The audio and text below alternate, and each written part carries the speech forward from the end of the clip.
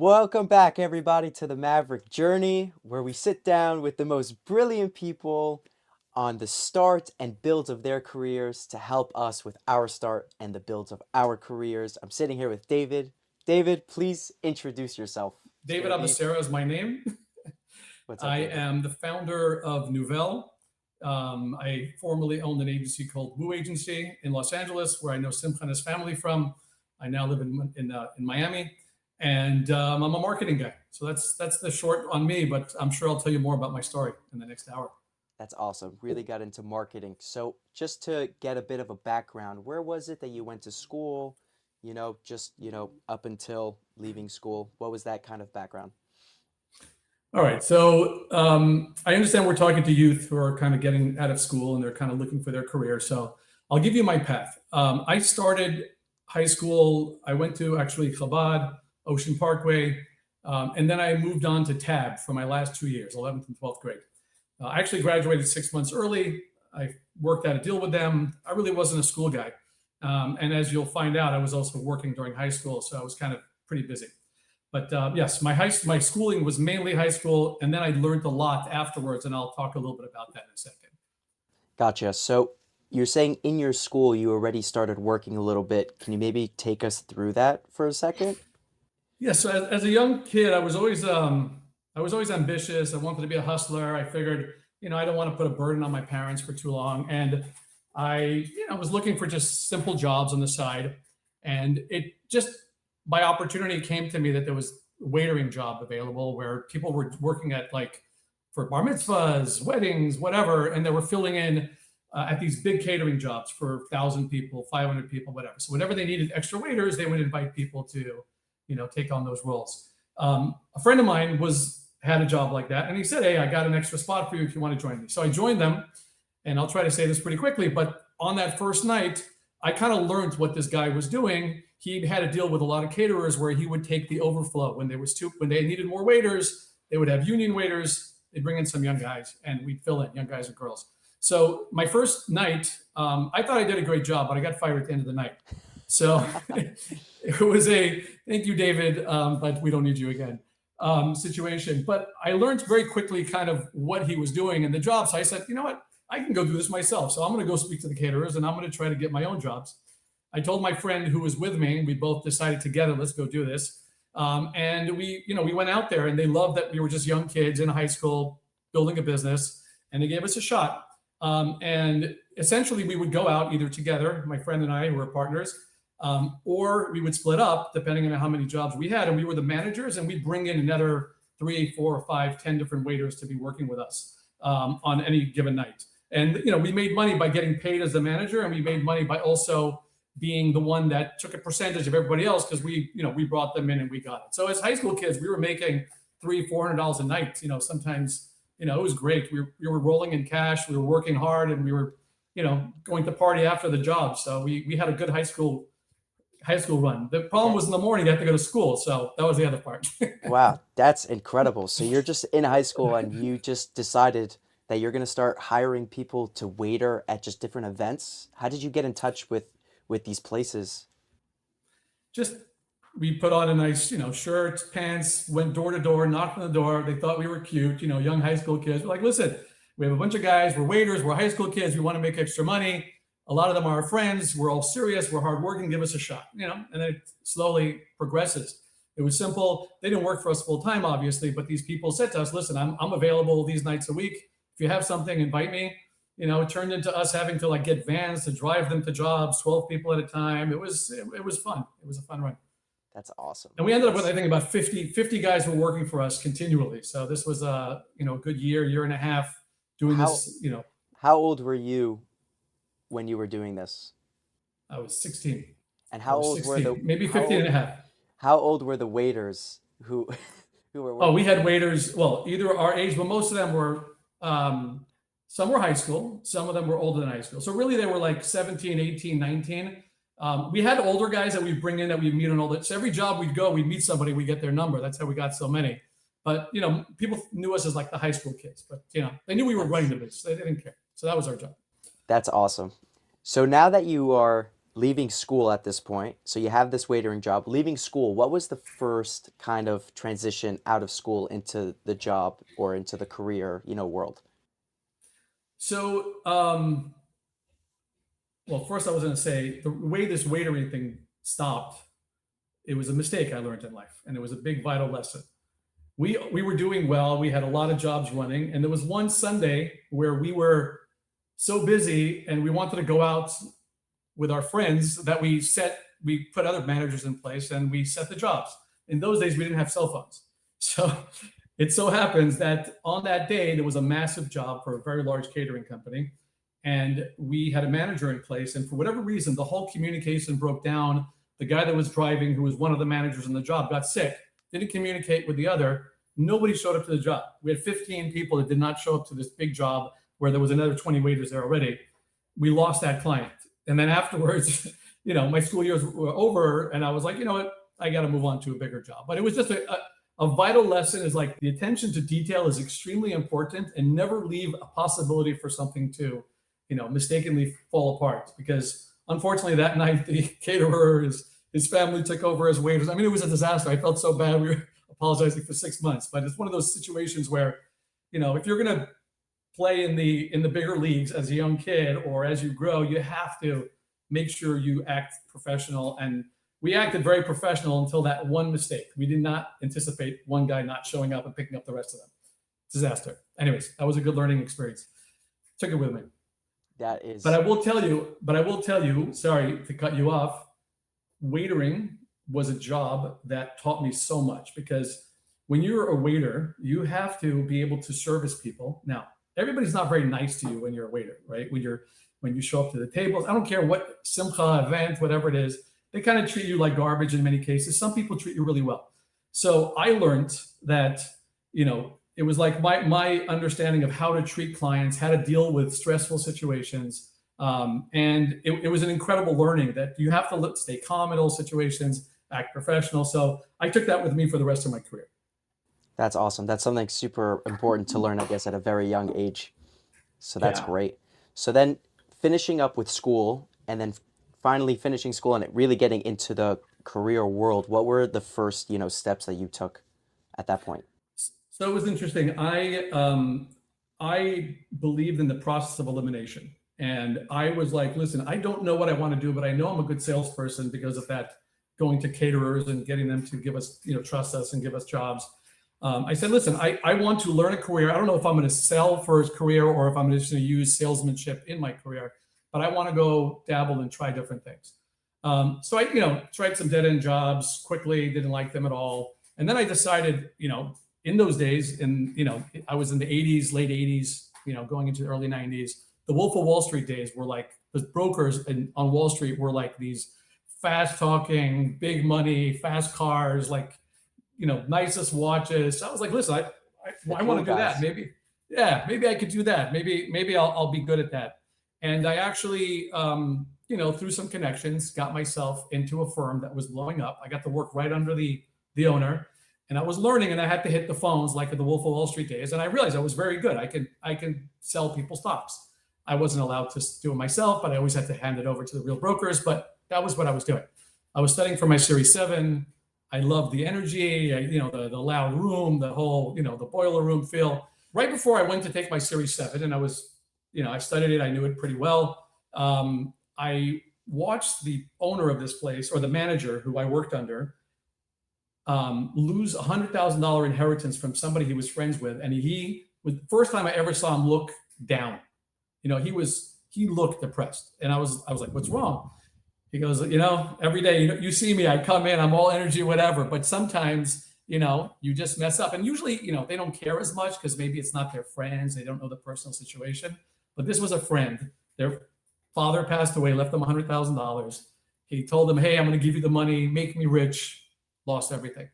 And when I saw that happen, and then I start to look around over the next week or so, I start to realize that this was not an environment I thought I could do long term. So my whole idea of a process elimination, I liked the ideas for the cool factor or the energy of what I saw. But then when I saw behind the scenes, I started to decide if I wanted to stick or not.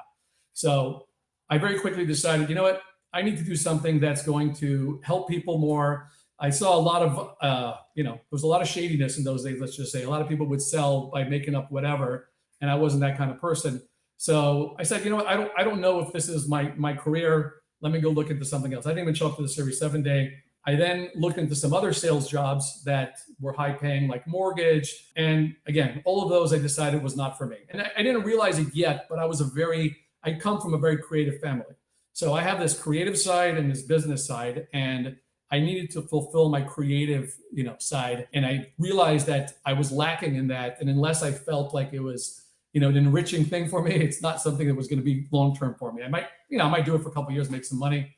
Not for me. I didn't want to waste my time. So I That's moved on. so good that you were like able to see. It's when you're getting into different jobs, it's good to see if what works for you and also especially what doesn't work for you. And it's just Yeah. having that understanding when you're in your career, something that you're going to be with for the next 5, 10, 20 years. It's awesome that, you took those steps. 100%. I'll tell you one thing. Youth, I think it's so important to be open to it. Now, Steve Jobs became famous saying what I did in my life just by chance. I would go in and learn in an industry that I wanted to be in, but not go to school for it. I had this problem when I looked at universities, colleges. I felt like these were not teachers that were successful. Now, later in my life, I found schools that were the professors were the business people or the advertising people, and I loved those people. But going to a school to have some guy tell me do something that's a professor that never did in his life, it concerned me. And I wasn't just going to go take random courses. So like studying for my Series 7, that was exciting. To me, that was amazing. The problem is, a lot of the test is telling you why you're going to go to jail for the things you shouldn't do. And I'm like, they're telling you all the things you should look at doing. You're like, this is why people get in trouble, because they tell you everything to do. But my point is, I really enjoyed being able to go learn something quickly, and then I could dig deep just to really get that industry. So that was kind of my mindset, and I'll continue and tell you how you use that afterwards. But yeah, that was my early first careers that I tried very quickly, got in and out of. Got it. So So starting off in the Wall Street days and then kind of jumping from that into the mortgages and other things. So, exactly. So I thought salesmanship could get you there, right? So these guys were making money. I said, I want to make money. These are the jobs that people were making a lot of money. I realized I want to make money, but I want to do it in a maybe more creative, different, challenging, fun way. That was the idea. So how did you make that transition? How did you find something creative? So it was a complete accident. So I decided I'm moving to Los Angeles. My father's brother lived in LA. I used to visit as a kid. I'd go to camp in the summer. Some summers, I split my time between Catskills and Los Angeles. And I said, you know what? California is an artistic, open-minded, fun place. New York is this grind place. Maybe I have to go to that city to really, find something new. And I love the sunshine, and I just, everything was nicer in California. So I moved to Los Angeles, and I was looking, taking some dead-end jobs, and I was looking for something to really do. And I luckily found, I met this guy at a Shabbat, knew my dad, who owned an ad agency, and it was on the beach in Santa Monica. What a cool place. So he said, listen, I'll give you a chance to be an intern. I'll make you a paid intern. I'm going to give you the chance of your life. You won't even know what it is until later on. But at the same time, you should go to the college next door, Santa Monica College, and try to, figure out what you want to do in your life. So I said, great opportunity. I joined, and it was the best experience. He was a mentor of mine for years. He saved me, throughout my career days, because he was there that, did that. You have to know. I learned one thing in life. If you're going to get into a business, call the person who's done it before you successfully. Don't call anybody else. Everybody thinks they understand something. They're a professional, but you have to call the right person, right? So anyways, he opened the door for me, and I spent a year there. And while I was there, I learned every part of the business. The chance he gave me was to be the person to distribute the work on a daily basis to the people in the office. So if the way it worked in those days, a fax would come in from the client in the morning, or somebody would meet with the client and they would have a brief that would be distributed to different people in the office, right? So you have, I don't know, creative directors have to work on this from a creative perspective. The account directors need to do their part. So my job was to take the stuff and distribute it to the people. And he said to me, the favor I'm going to do for you is just read everything you have in your hands and try to learn about it. And you're going to learn so much. This is how you're going to get your education. Just read it, hand it to them.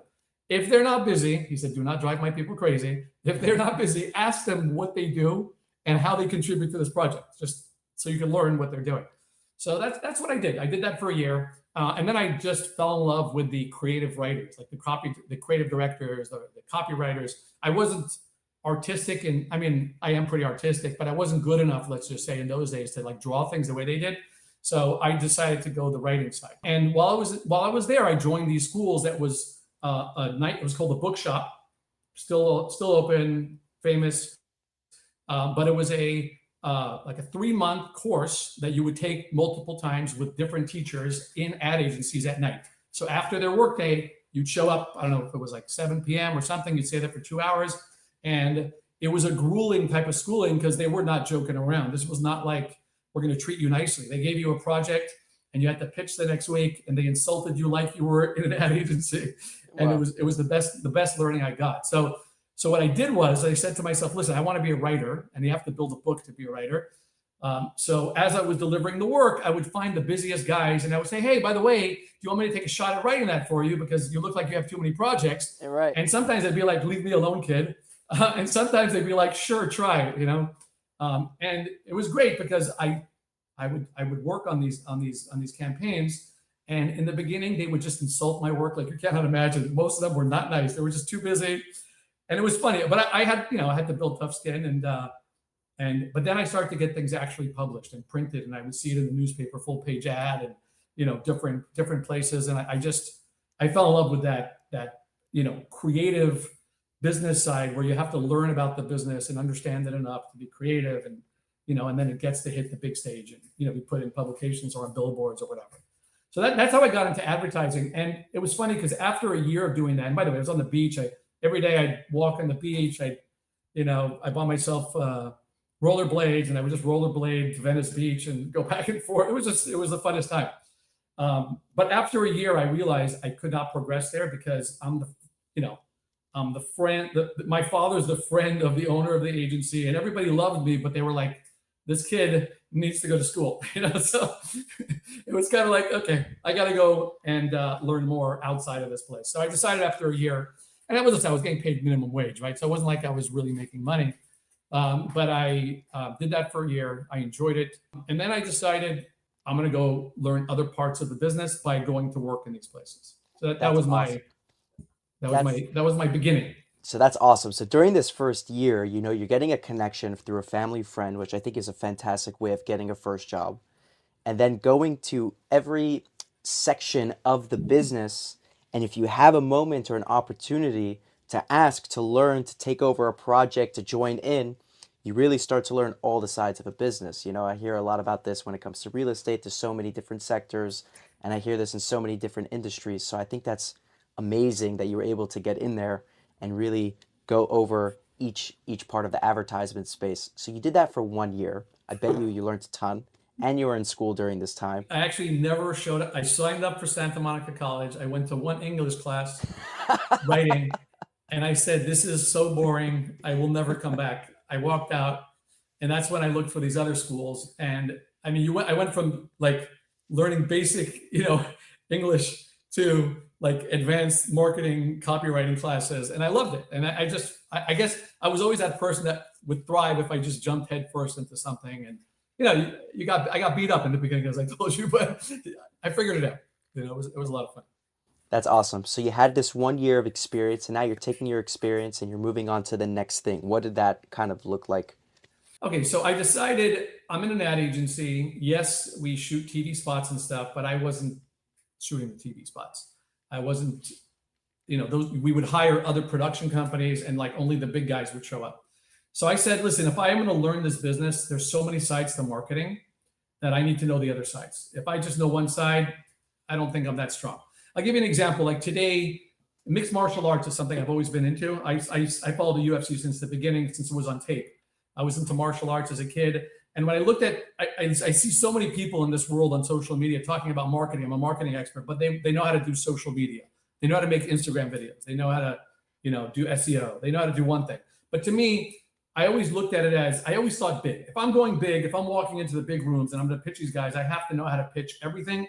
And unless you're like a mixed martial arts person in the marketing world, I'm going to be stumped. I'll be stumped in 3 seconds after 10 minutes of the conversation. I have to be able to keep up. So what do I do to learn so that when I, have a few years into this, I could then have a bigger, opportunity for my career. So I decided, listen, I need to learn production. I need to understand production, and I was looking for production, my way into production anyway.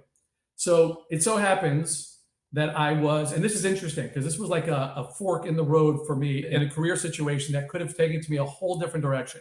So we have another friend who would go back and forth from Israel, and he was a big producer, but he would produce TV shows. So he would do the Grammys. He would do a lot of these big shows. He was the main producer. This was more live production, TV, live production events. Production was production to me. Hey, I got cameras. I get to learn how to become a producer. It's all the same thing. It's just a bigger scale. So I'm hanging out with him one time on Shabbat. I'm talking to him. He was in town. He actually lived in Israel, but he would come in for a few months at a time to work on these big projects, get paid a lot of money, go back. Unfortunately, he passed away pretty young, alav hashalom, but he was a great guy. So he tells me, listen, you just left, this ad agency, Suiza, with David Suiza was the guy, my mentor. He knew him also. So he's like, I heard you did a great job there. Why don't you come work for me on the Grammys? You'll be on the Grammys. You'll be my runner. You'll be whatever. And, I get a few of them, but you'll be my guy. You'll do everything for me, and it's going to be a great experience. So I was like, amazing. And you have a car? I have a car. No problem. You'll be my runner, whatever. Great way to start. Imagine, you're hanging out with the biggest celebrities at the night of the event. It's like this dream job as a 19-year-old. He tells me, show up this day. I show up. And when I get there, he happens to be out. And one of his people below him is now meeting all the potential production assistants that were called. And there was like 5, 6 of us. So the guy didn't know that this guy Tzvi Small invited me. And basically he said, listen, I only have room for 3 people. 2 of you have to go home. Didn't know who I was, sends me home. I didn't fight with him and say I know Tzvi, which I probably should have. So I go home. I figured Tzvi will, fix it if he wanted me back, whatever. I get home, and then my uncle, he was a director actually for TV commercials. He had his own small place, but he worked on big stuff. He said, listen, I heard you were supposed to work for Tzvi. They sent you home. I feel bad for you. I have a commercial coming up. Why don't you be my production assistant? So I was like, okay, I'll come. So I show up, and I'm already in the heat of things. By that afternoon already, I'm in the heat of this commercial, and I'm busy. And Tzvi calls me up. He's like, what the hell happened? who sent you home? He was going to fire everybody. And I was like, no, it's fine. He goes, you sure? I wanted you to be here with me. So whatever. I end up taking this other route, which again is more advertising. And it was amazing because I spent, again, a year there learning everything on how to be a producer. I went from like a kid production assistant to becoming a line producer. And because of my salesmanship, I was actually pitching jobs. I was actually out selling, and it opened up. Now I had like my check on my belt. I could do TV commercials. I know how to do TV commercials. I know the teams to put together. I'm not a director. I know how to hire a director. I could act as the producer. Maybe I need to get somebody over me who's more knowledgeable in a bigger job, but I understood now the mechanics of a TV commercial or any sort of TV production. So that was the next phase. Wow. So that's getting into the whole second year of working, and it's really sounds completely hands-on and completely taking those skills, taking the sales, taking the door-to-doors from in high school, finding waiters, and then learning the insides of the production, and then really going, okay, now I have all of these things. Now let's take it to the next level. So what was that kind of looking like? So now I take a little detour. So I'm living in LA, and I was also a very big party animal. That was the problem. I was a very young party animal from the age of 15. I decided, when I say party, I was a club guy. I mean, in New York City, I was in clubs at the age of 15, and I was going 6, 7 nights a week when I wasn't religious. So I was balancing these 2 lives, and it got to the point where my parents were moving to Montreal, and I said to myself, you know what? I need to get out of this city for a little bit of time. Also because of this relationship I was getting into, which I shouldn't have been in. I was like, I gotta get out of here. So I decided I'm gonna go to Montreal for a week, for 2 weeks, and then I'll come back. And then I just took a little a vacation. But then when I got there, it was summertime. Montreal in the summer is the best. Wintertime not so good. I didn't realize that. So there in the summer, and I was like, this is a fun city. So I called my uncle, the director. I said, you know what? The advertising industry here is huge. It's booming. I'll pitch you. I'll sell you as a director here, and you can shoot spots for all the Canadian beer companies. And he said, you know what? I used to live in New York, and he used to shoot commercials all the time in Montreal for like the beer commercials and all that stuff. So that was my plan. I said, you know what? Let me try to stay here longer. I ended up staying in Montreal for 2 years. The acting as a a salesperson for a director did not work out. A rep for a director, I just couldn't get enough jobs to live, so I had to take all these other jobs, which were like dead ends because I didn't have papers. So it was more of a I'm gonna try things out. I ended up staying there in the end for 2 years. I had this plan because I was in coffee shops like all the time to open up a coffee shop there. I raised some money. I was supposed to open it, fell through. So I had these things that were supposed to happen. So it's just this process of elimination. This is my world, right? I always was a marketing mind. Like if I was going to do a coffee shop, I knew how to market it and blow it up. Like this, it was always a plan to get into marketing or do more marketing. So long story short, I'm in Montreal for 2 years. I go back. I actually meet my wife after I'm there for a year plus. I go back to LA to visit my sister who lived there at the time. And I meet this guy who was working on something which I never heard of, did not exist.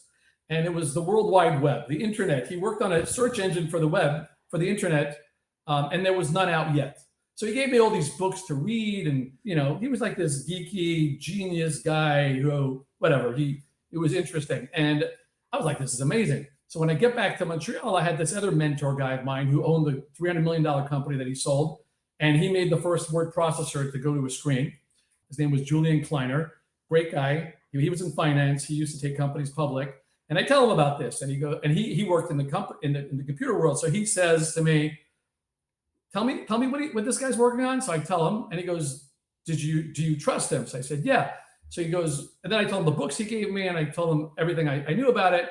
So he said, if this guy's for real, I will raise money. You should go move back to Los Angeles. I need you to be the person that runs the company, because he didn't trust the guy. He figured he's going to be, some impossible guy to deal with.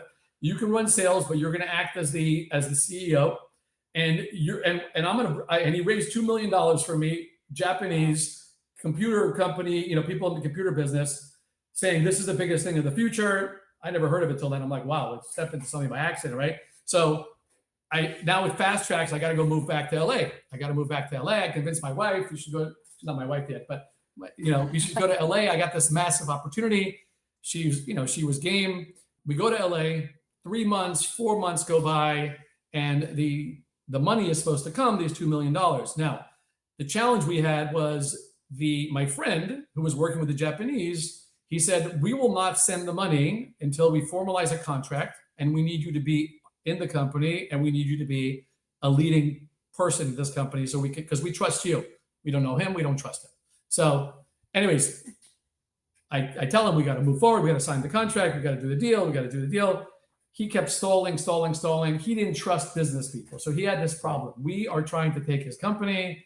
Right. Yes, he wants the money, but he wants control. It all gets to a heated three-way conversation between him, this guy that's raising the money, and myself, because he just didn't want to sign the contract. And then the guy that was bringing the money tells me, David, I have a bad feeling about the situation. He was a little bit psychic. And he said, I have a feeling he's going to call me behind your back. And if he does, he's going to learn a very bad lesson today. Oh, no. So the guy calls me back 30 minutes later. He goes, he did try to call me. He tried to backstab you, get rid of you. I told him nobody wants to do business with a person like you. The deal's over. So now I find myself in Los Angeles. First, I think I'm going to become a billionaire. Now I have no job. Oh, my goodness. Zero job in Los Angeles. Santa Monica. So now I'm just like, I'm trying to figure it out. And I'm a good salesperson. So a friend of mine, he works at this newspaper called Investors Business Daily. And I'm sorry to take you through this whole thing because I'm trying to explain how hard it is to be successful right out the gate. There's no such thing. You got to see a vision and go with it. So I decided to use my sales skills for the next few years. I just got a job in Investors Business Daily, this financial paper, because again, in my background, Series 7, I understood stocks. I was on the phone. I did very well. I could sell in half the hours, twice as much as anybody in the room. I was always the top 5 out of 100 something people. I got married already at that point, and I was doing that for about a year. a year and a half, and then I decided I'm going back into advertising, and didn't have backup money, nothing. I go back into it. Now I'll just fast forward. So now I go into production first. I'm in production. I'm a partner in a production company. And I so happened to bump into an old friend from my yeshiva days. And he was like a VP of marketing for another company. He tells me what you want, what he needs. I say, I can shoot the spots for you. I can write the spots for you. We shoot the TV commercials for him. Now we start to work together more and more. He says, I'm leaving. I'm opening an ad agency. He didn't really know advertising. He knew radio. So I said, listen, I'm doing production. I'm selling TV spots. Why don't you go sell radio? I'll sell TV. And then we can just, my company, your company, partner up on things. So, we talked about doing that for a while, never really worked out. But then I decided, you know what? This TV thing is too limited. Let me join these guys and I'll sell TV, radio, print, billboards, because I learned everything before. These guys just knew radio. So now I said, I have an opportunity. This is a small company. These guys are aggressive. They're good salespeople. Well, one of them was a good salesperson, my old friend. I was a good salesperson. Let's go, do it. And I joined them to start an agency of everything from scratch. Combined from scratch. Yes. So they already owned an agency. There was two of them, but they didn't do anything. I said, I'm going to join you guys and I'll bring everything. I'm just a new business guy, but I will get a nice percentage. So I joined them and I hustle, and thank God did very well. And we brought on many clients. We're building a real agency. We're back in Santa Monica by the beach. It was amazing. After like a year and a half of this, one of them decides he doesn't want to work with the other guy anymore. He wants to move back to the East. He leaves. I don't know the other guy as well as I know him. So I tell him, you're leaving me. We just built something. You're crazy. You're like screwing me over, first of all, because I don't know if this thing's going to move forward. He goes, what are you talking about? I just gave you the biggest opportunity of your life. You take over my role. Because you do what I do. And now you have a massive opportunity. So negotiate a better deal. I take on his role. I help bring in, the different people on the team to grow the creatives and others. And, long story short, I bring in somebody who ends up becoming the art director in the agency that was, in other words, doing the print work. I brought her in out of school. It's a whole crazy separate story, but she never worked in an agency, and we ended up using her schoolwork to get into one of the biggest reviews in Los Angeles for a donut chain, Winchell's.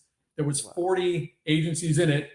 We pitch it, we win, and then she stays on board. This girl, I bring her up because she ends up becoming my business partner later for many, many years, 23 years in Woo. So this company was named PPG Advertising, which was, not the funnest name. We were more creative.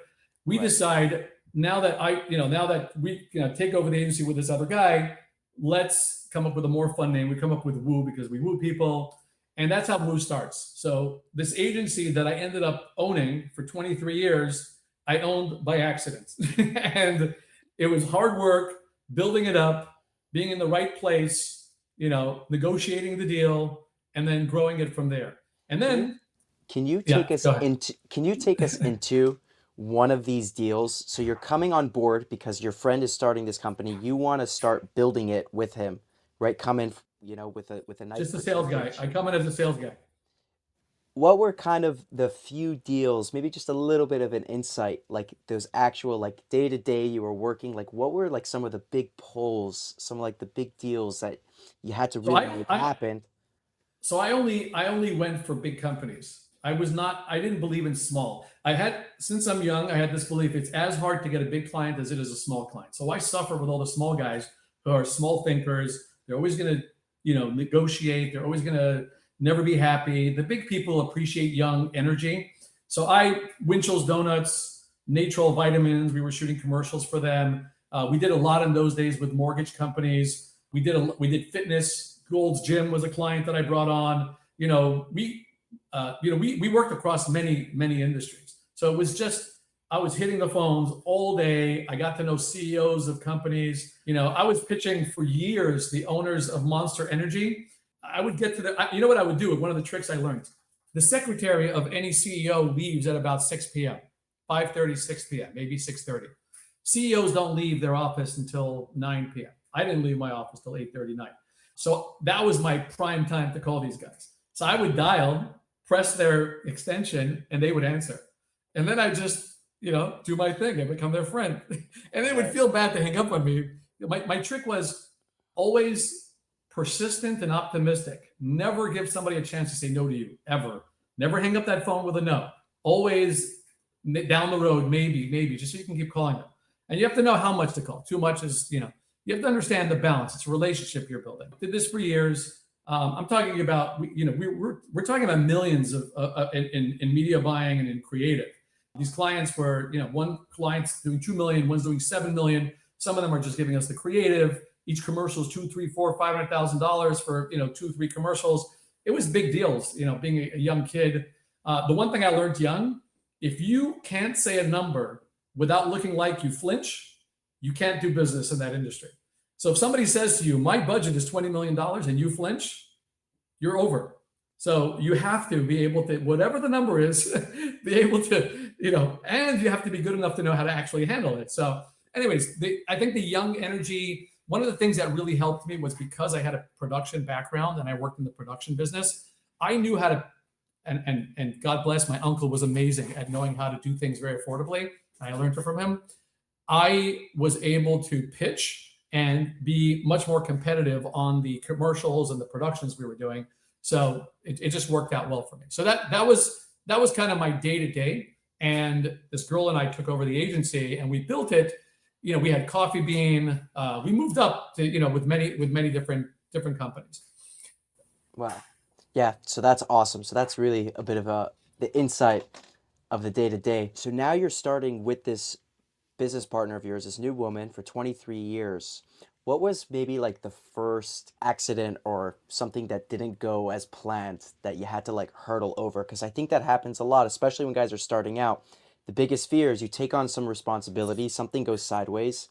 How do you manage that and how do you take those steps? So thank God, I think from that waitering job when I didn't show up, I said to myself, I will never be in a situation where I will stumble because it's not my money, it's the client's money.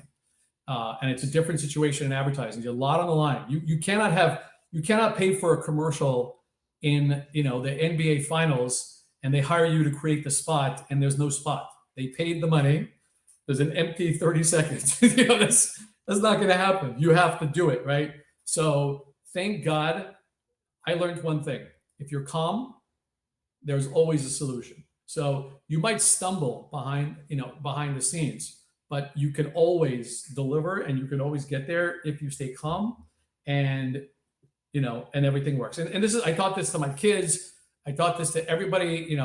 I have a lot of people that I'm a mentor of who just worked for me over the years. And they, we were in situations where there was one time we were working with a massive tech company. We're at CES. We're working with this massive tech company. And we did a stunt, meaning all over Vegas. Like we had humans sitting on the top of taxi tops doing a stunt on computers. And we filmed it in one day. And we had to edit it and put it on air the next morning. So we had to film it, edit it, and put it on air the next morning, which was a ridiculous thing to do. And by the way, I can't even tell you all the other problems we had putting humans on taxis. But with city and permits and all that, because everybody stopped us along the way. And it's just like, you can't take no for an answer. You got to find a solution.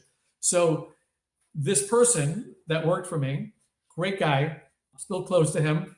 He went on to be a big director in the advertising business. He's in his room. He was filming with a crew the whole day with a bunch of guys. He was like a more junior person. And then he was the guy editing it all night. So he literally had to stay up. And I saw him in his room when he's editing and he was freaking out. I mean, the guy was hyperventilating. Oh, no. I'm like, we're never going to get this done. So I looked at him and I said to him, listen, let me tell you something. We're in an industry that nobody's going to die. I know we have high stakes and everybody's stressed. And yes, we have no choice but to deliver. But nobody's going to die. There's no reason to be so stressed.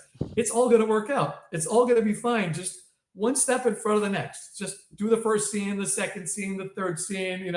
Let's put this thing together. Let's get it running.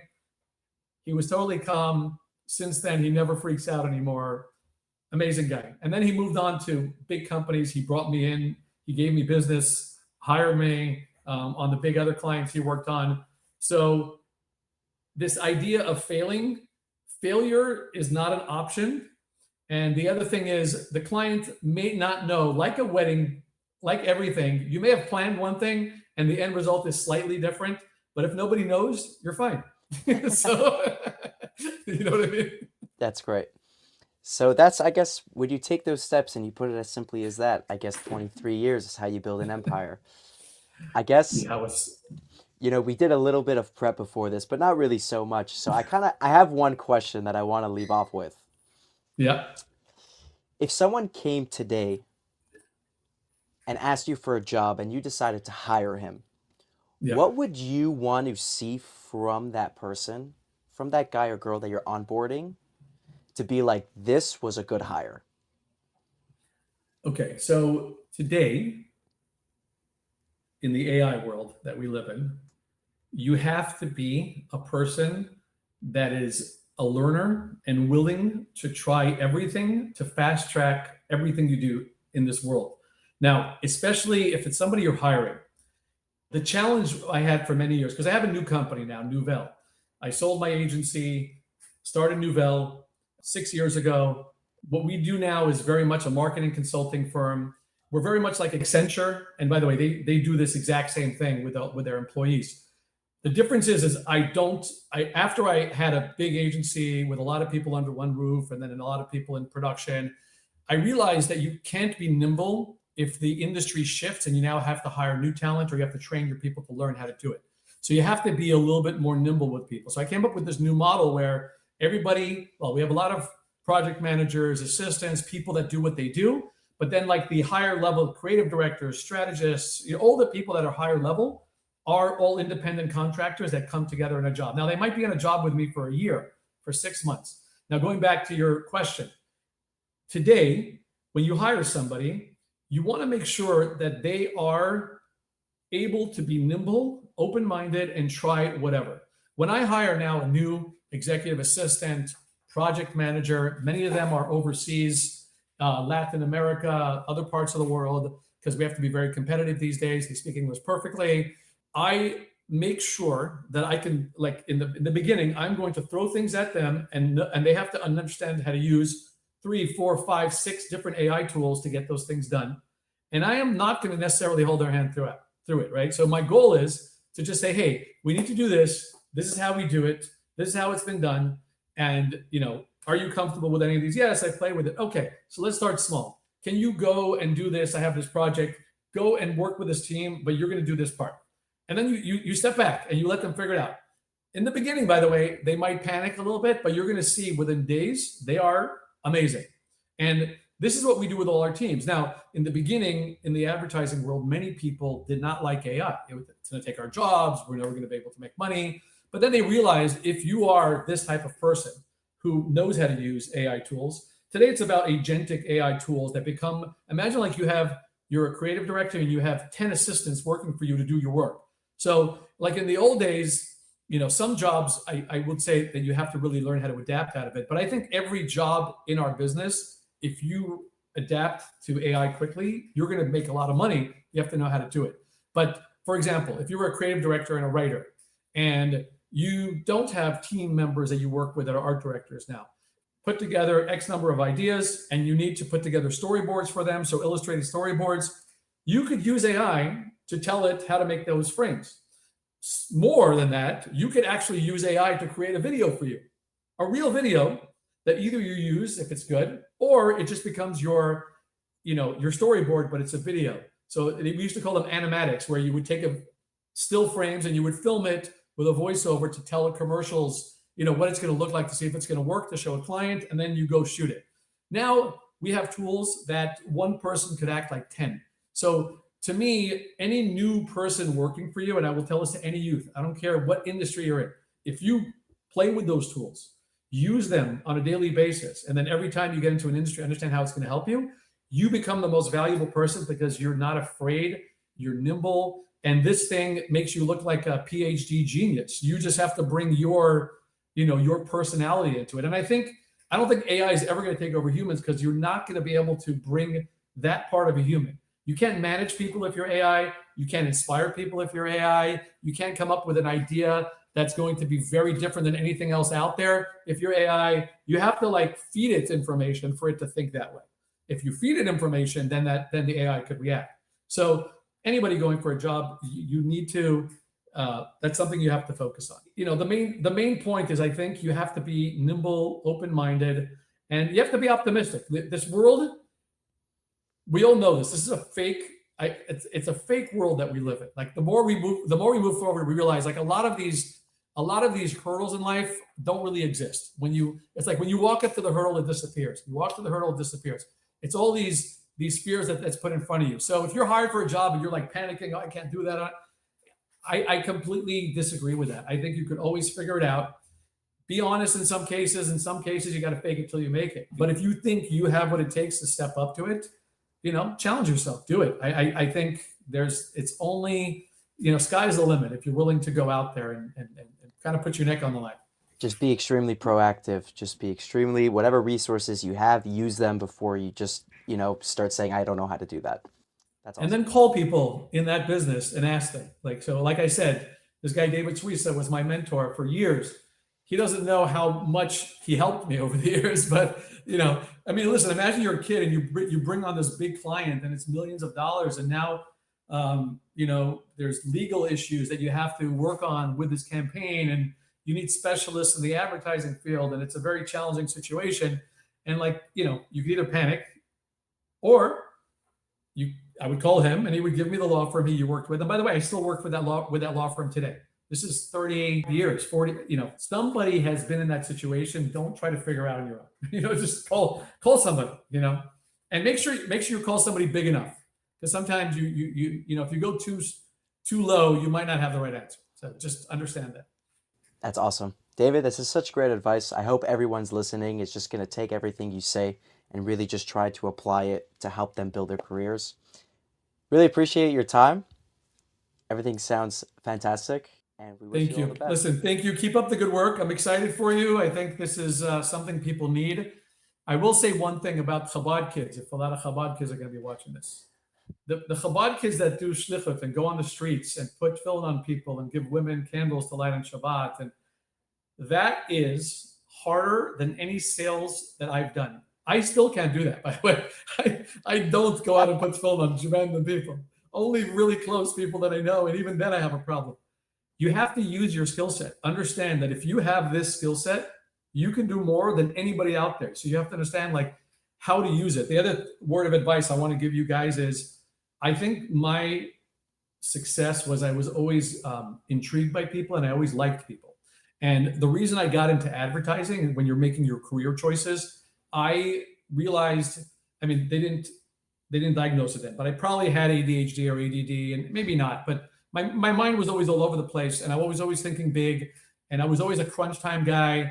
The night before the test, I'll cram, and I could pass. Who needs to study for the next 2 weeks? I'll go party for 2 weeks, and then I'll study the night before. So, the excitement for me was learning a new business every month and having the challenge of, how do I learn a new business to win a client and then have to compete on the biggest stage against other big agencies with competing clients. So, just understand who you are, your personality, try to find the right fit.